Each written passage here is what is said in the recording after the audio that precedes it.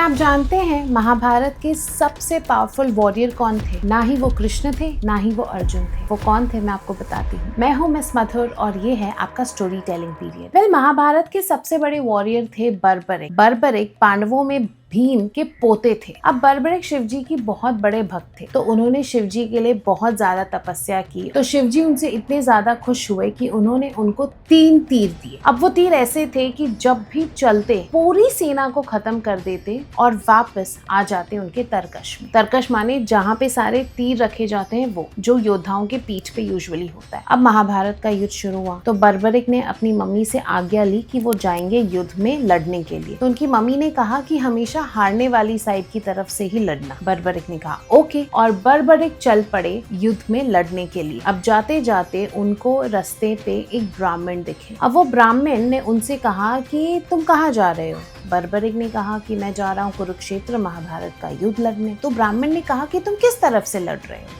बर्बरिक ने कहा मैं कौरवों की तरफ से लड़ रहा हूँ। तो ब्राह्मण ने पूछा आखिर ये युद्ध तुम कैसे लड़ोगे? तो बर्बरिक ने कहा बहुत आसान है, सिर्फ एक तीर से मैं पांडवों की पूरी सेना को खत्म कर दूंगा। तो अब उस ब्राह्मण को लगा कि चलो मैं ट्राई करता हूँ, मैं इसकी परीक्षा लेता हूँ। तो उन्होंने बर्बरिक से कहा कि चलो तुम दिखाओ मुझे कि तुम कैसे युद्ध लड़ोगे। तो बर्बरिक ने क्या किया, उसने कहा कि चलो ठीक है, मैं इस पेड़ की सारे पत्तियों को टच करके मेरा तीर वापस मेरी तरकश में आ जाएगा। ब्राह्मण ने कहा चलो बढ़िया है, दिखाओ मुझे। तो बर्बरिक ने क्या किया, उसने वो तीर चलाया और वो तीर उस पेड़ के सारे पत्तों को छेद दिया। इनफैक्ट उस ब्राह्मण के पैर के नीचे के पत्ते को भी छेद दिया। अब आप जानते हैं वो ब्राह्मण थे कौन? वो थे भगवान कृष्ण। जी हाँ, भगवान कृष्ण एक मायावी रूप लेके आए थे बर्बरिक की परीक्षा लेने। अब भगवान कृष्ण ने सोचा कि इससे तो पांडव हार जाएंगे, तो उन्हें कुछ उपाय करना पड़ेगा। तो उन्होंने बर्बरिक से कहा कि अब तुम्हें एक दक्षिणा देनी हो। बर्बरिक ने कहा बिल्कुल, आप बताइए मैं क्या दक्षिणा दूं आपको? तो उन्होंने कहा कि तुम्हें अपना सर काट के देना पड़ेगा। बर्बरिक ने बिना कुछ सोचे अपना सर काट के अर्पण कर दिया